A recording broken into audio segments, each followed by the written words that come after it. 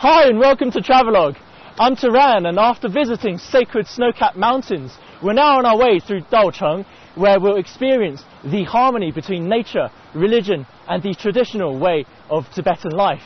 We'll pass through Xiangcheng and its scattered white brick houses, and finally arrive at Derong on the border between Sichuan and Yunnan.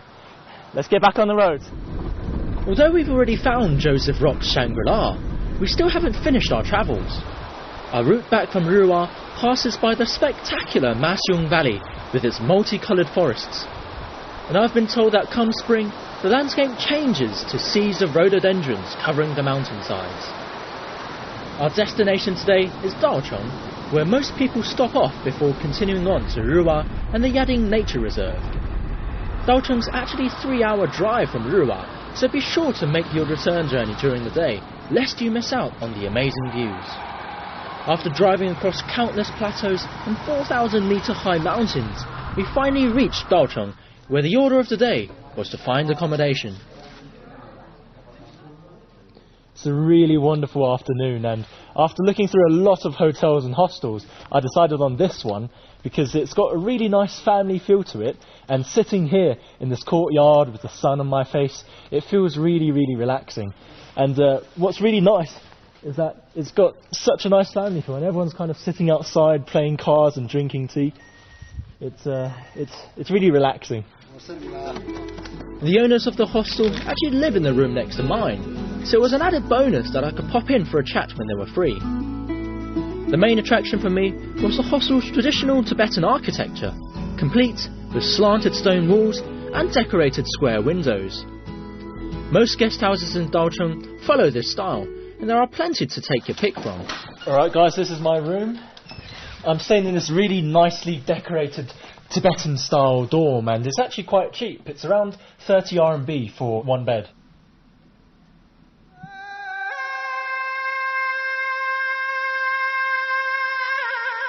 The next morning, we struggled out of bed at 5 AM as we'd heard the sunrise over Sula village is one of Daocheng's most unmissable events.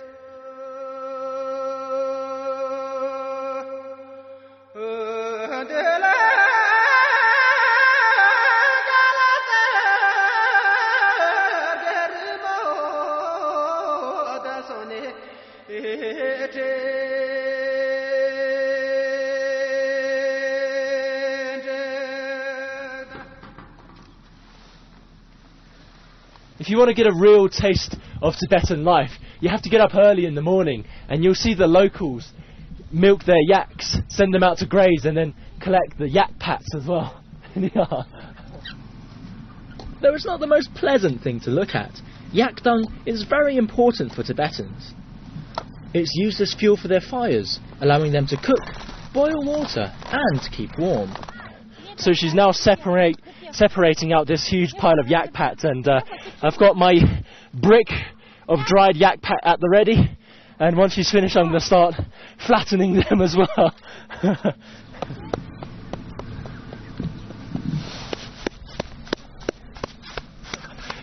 It feels really weird, but it's actually really clean, and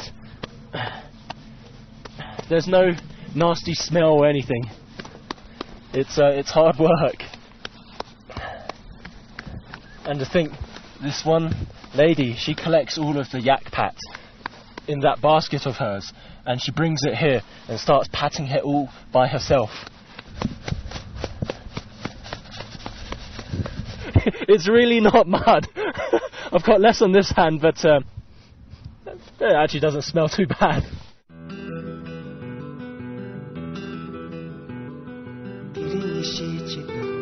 Seeing my diligence, my new friend invited me to join her for butter tea with her family.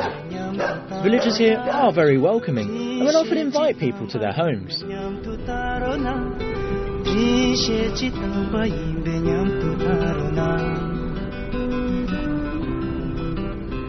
Moving on, our next stop lies at the old residence of a very interesting family.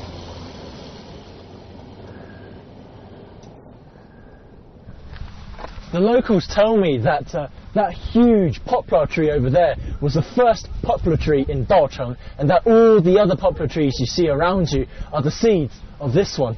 Let's go look. Folklore says the founder of the family here was a living Buddha.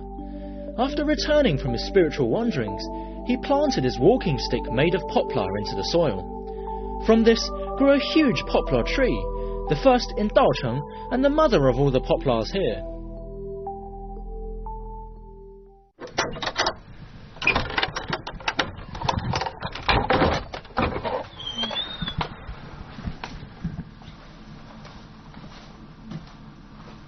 The family that lived here is something of a miracle in the Kham region. For over 700 years, each of its 20 generations had a living Buddha reincarnated into the clan. Not only that, they even had living Buddhas of two opposing sects living peacefully here. As such, you can find two prayer rooms inside this house, one for the Yellow Hat sect and one for the Stripe sect.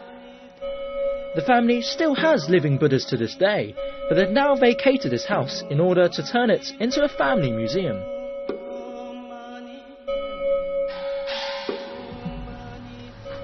I found this old Buddhist sutra tablet lying around, and I don't know how old this is, but just feeling all the rivets and the lettering, it feels incredible. It's like I've found some kind of old treasure, and I can just imagine how many centuries, how many generations worth of living Buddhas might have read the same sutra as well.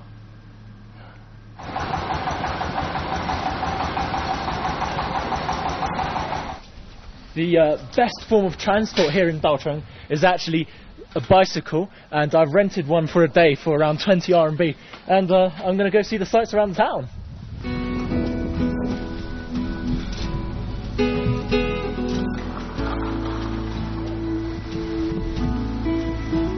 Even though I'm at quite high altitude, this bicycle ride is really, really relaxing. I've got the sun shining on my right side of my face, I've got the mountains, and I've got the golden trees to the left of me.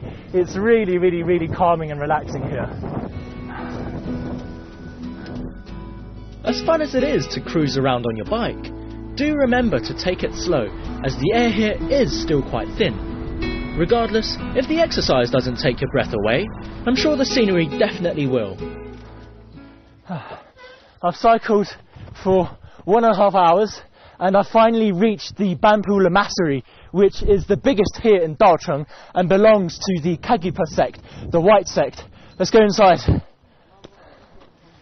Almost everyone in Daocheng follows Buddhism, and there are several lamaseries here within easy reach. However, I've come to Bangpo Lamasery as I've yet to visit one belonging to the white sect. This establishment was built towards the end of the 12th century and is purportedly the oldest lamasery in Daocheng.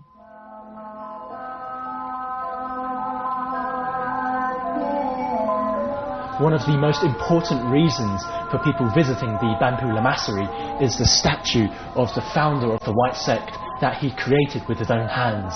Remember, when you're visiting, you must take off your shoes. This statue is of the Karmapa Dusum Khenpa, one of the founders of the Kagyu sect. There are in fact 4 main schools of Tibetan Buddhism, traditionally distinguished by the colour worn by their followers. As such, the Kagyu sect is also known as the white sect for the white robe their founder wore while meditating.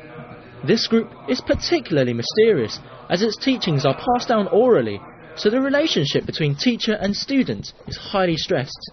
But that's not all. I've been told this lamasery holds something else that's also very dear to its followers. Legend has it that the first Karmapa wrote some words onto the rocks above, and we're going to go and climb and see if we can decipher them. 来，咱们走吧。爬，你先走，你先走，我不知道路。Few people have actually climbed up to read the Karmapa's words, and fewer have understood them as they're written in old Tibetan script. However, I wanted to see for myself what was written there, and see if my guide could make heads or tails of them. 这曾经给你4万地方打走过，修行过。对，修行了过后，他有个感悟，他现在马上有可能要走了。但是只要你们按照他说过的话去修行啊，那么就你们看到他这些的字过后，就像他看到他的真身一样。哦，这个意思。这大概是这样意思。哦，那这底下还写了一些东西哈。这底下是 Legends say that Dusum Khyentse ceased his religious wanderings here. With the blood from his own nose, he wrote onto the rocks above that he travelled all across the Kham region, and that this place was the most beautiful. Although I couldn't find those words in the end, all you have to do is look around you, and you'll also find yourself slowly falling in love with Dalchung's beauty.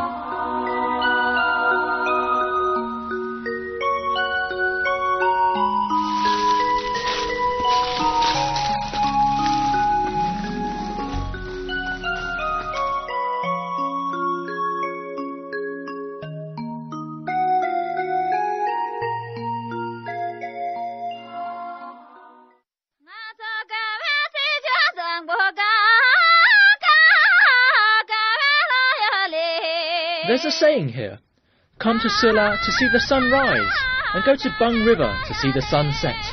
And what better way is there to finish off the day's sightseeing than by visiting a natural hot spring? I've had a very long day's worth of cycling around, and I'm going to treat myself to this Rubuchaka hot spring, which is around a 20-minute ride outside of town. I'll see you in a bit. It may not look like it, but the water here supplies every single household in Dalchung. There are many family-run bathhouses in Rubuchaka, and tourists will often come here to relax after a tiring day, or indeed even stay for the night. So it's actually really cheap. This place is around 10 RMB per room, and this is mine. I need to go in and change, so give me a bit of privacy. After an entire day of sweating on my bike, it was a great feeling to sit back and let the hot spring waters wash everything away. I've had a great soak. I'm dressed up in traditional Tibetan attire, and we're going to go get some grub. It's not often I don my camper clothing, but I've gone and got specially dressed up just for this dinner. Oh, nice. My friends have invited me to a very traditional Tibetan dinner, and the spread looks awesome. 这都是什么东西啊？菜都是那个什么，都是那个藏餐。来喝茶。Nice. Yeah, butter tea, my favourite. 这是野菜粥，牛肉炖的野菜。这个是牛血肠。然后这个是牛肉包。这个是奶渣包。这个是土豆包。这个是牛肉蘸水吃的。然后这个是手抓牛肉。这个是牛舌。牛舌。对，牛舌。This is a whole yak's tongue. This was a veritable feast by any standard, and I was touched by how far my friends had gone to welcome me.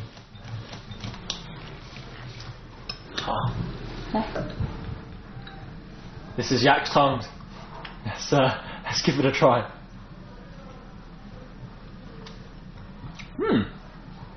It's actually really good. 谢谢啊。你看，我今天就是为了跟你们吃饭，专门穿的这件最传统的衣服。那我为了跟你吃饭还穿那么现代的衣服，咱俩穿反了。为了我们今天把衣服。In hindsight, we probably should have set a dress code. 加西德勒，加西德勒，加西德勒。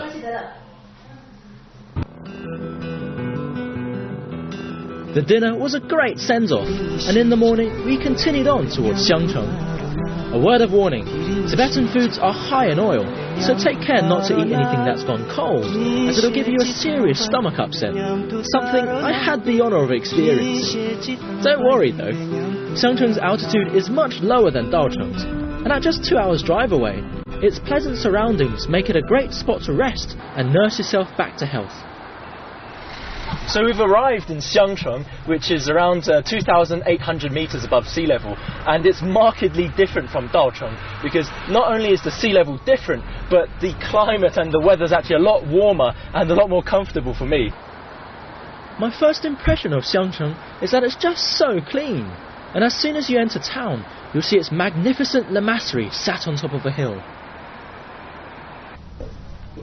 I've come to the Songpiling Lamasery here on Bamu Mountain, one of the most important lamaseries in the Sichuan Tibetan area, as I've been told that if I'm lucky, I can catch the lamas debating their Buddhist doctrines in the morning. Let's go see.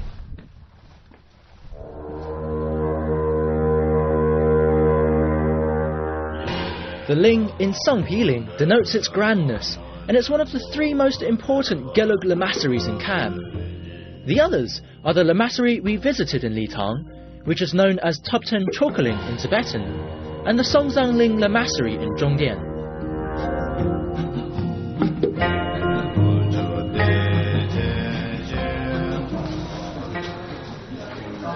This lamasery is also a place of learning, and lamas will gather in the classrooms to learn scriptures and the sciences.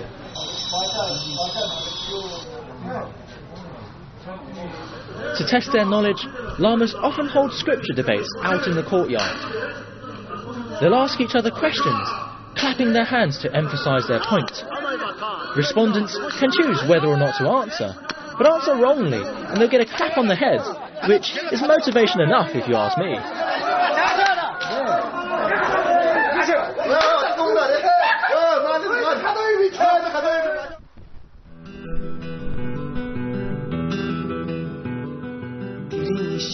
Xiangcheng is very different to other towns. Its pure white houses look like a string of pearls on the mountains.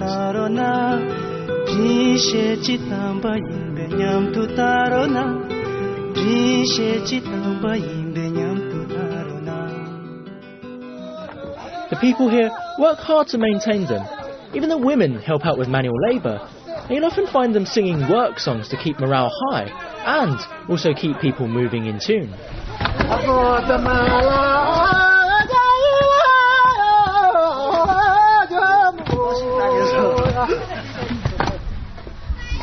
As this place has been around since Princess Wencheng's time, almost 1400 years ago, the dresses here are incredibly unique. This is because they've been influenced by a combination of traditional Han Chinese, Naxi and Tibetan styles.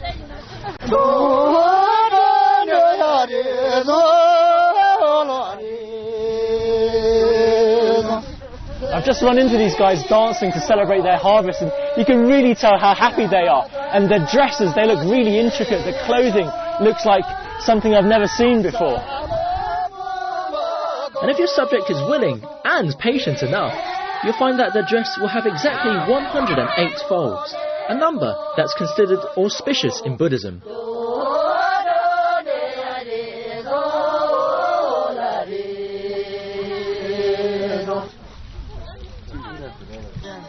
It looked like everyone had a great laugh, and with the festivities over, it was time for the villagers to go back to their towering homes.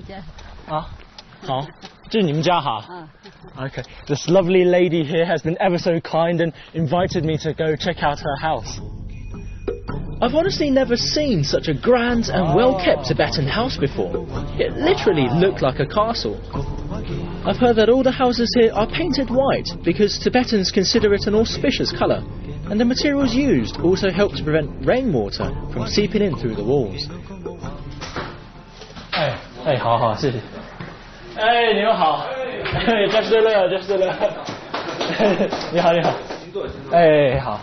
Wow. They've got a really intricate house, and I love all of these decorations. I've not really seen them anywhere else. The people of Xiangcheng really appreciate the little things in life, and you can see it in the kind of lives they lead. It's why homes here are so lovingly decorated and looked after, and why every household enjoys growing their own orchard. Where else would you be invited to join in with lamas having lunch with their families? There's a kind of tranquility to be found here, and it's no wonder why Xiangcheng is now being marketed as a refuge for weary travellers to come and refresh their spirits. With the environment in Tibetan regions as difficult as they are, I recommend staying for a while, so you can enjoy a slice of the harmonious life you can find here. If you do tire of taking it easy all day and want to go out for a night out on the town, Xiangcheng's got it covered as well. Traditional dance meets neon floors in the pubs here, so come and party it up with the locals and experience Xiangcheng's very unique nightlife.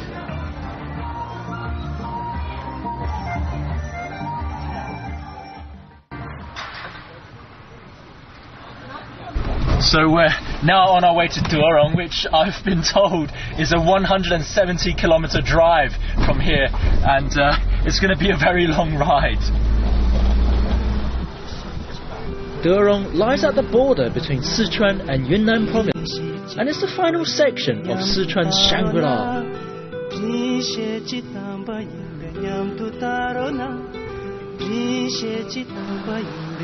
Although it takes a while to get there, there are many little villages dotted along the way that aren't on the tourist radar at all. If you have the time, I recommend stopping at a few and seeing what stories they might have to tell. You never know what little gems you might find.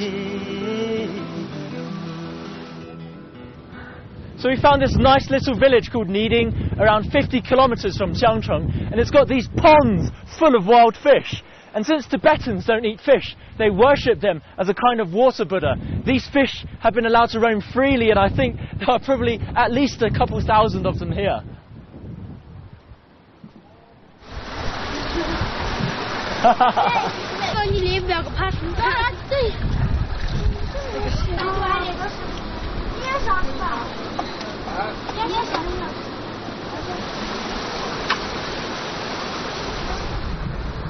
By the time we did eventually reach Durong, it was already night time. Most travellers passed by Durong without stopping, but we had been told of a place that we just had to see.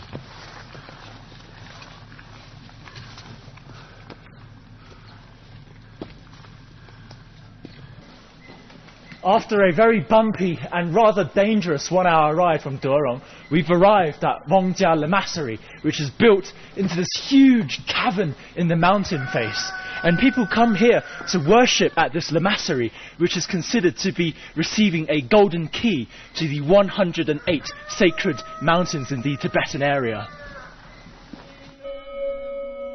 The name of this place loosely translates to Lamasery of 100 Ohms, and I was told it was one of the first lamaseries in Ganzi Prefecture, built around the 8th century.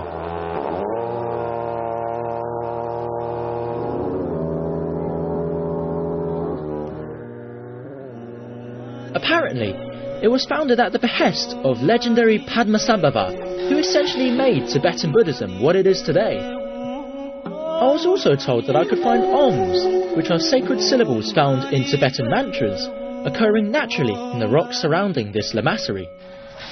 Try as I might, I didn't actually discover any sacred rocks, but don't let that discourage you from coming here and taking in the incredible atmosphere of this place.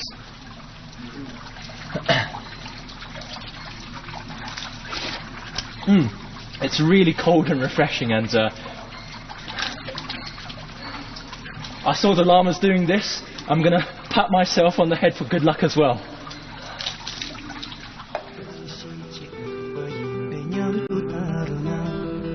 The journey so far has been nothing short of spectacular, but our adventure across Sichuan is finally coming to a close. However, we do still have one more stop, and it takes us right into Yunnan's Shangri-La County. I've cycled across highland pastures and poplar forests and met some incredibly warm-hearted people here. And I've grown to really admire their passion for life that comes from their strong religious belief and also their coexistence with nature. Once we cross over this bridge with the Jinsha River beneath, we'll leave Sichuan and enter the Yunnan region where our journey will be nearing its end. But don't worry, because we've still got quite a lot left to see. I'm Taran, and we'll see you on the next episode of Travelogue.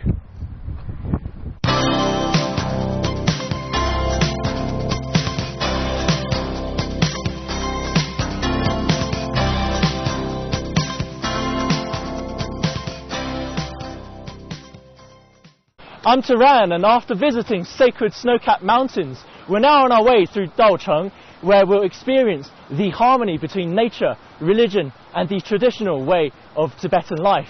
We'll pass through Xiangcheng and its scattered white brick houses, and finally arrive at Durong on the border between Sichuan and Yunnan. Let's get back on the road. Although we've already found Joseph Rock's Shangri-La, we still haven't finished our travels. Our route back from Ruwa passes by the spectacular Masyung Valley with its multicoloured forests. And I've been told that come spring,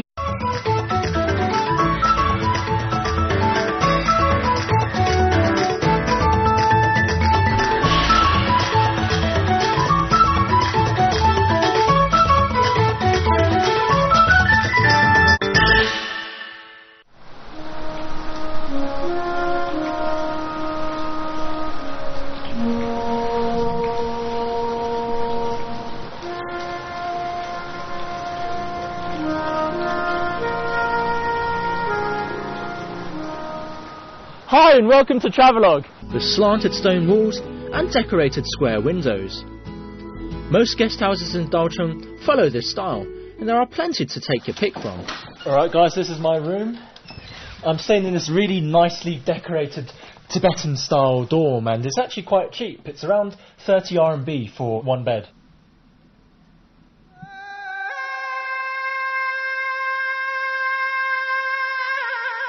The next morning, we struggled out of bed at 5 AM as we'd heard the sunrise over Sula village is one of Daocheng's most unmissable. The landscape changes to seas of rhododendrons covering the mountainsides. Our destination today is Daocheng, where most people stop off before continuing on to Ruwa and the Yading Nature Reserve. Daocheng's actually a 3-hour drive from Ruwa, so be sure to make your return journey during the day, lest you miss out on the amazing views.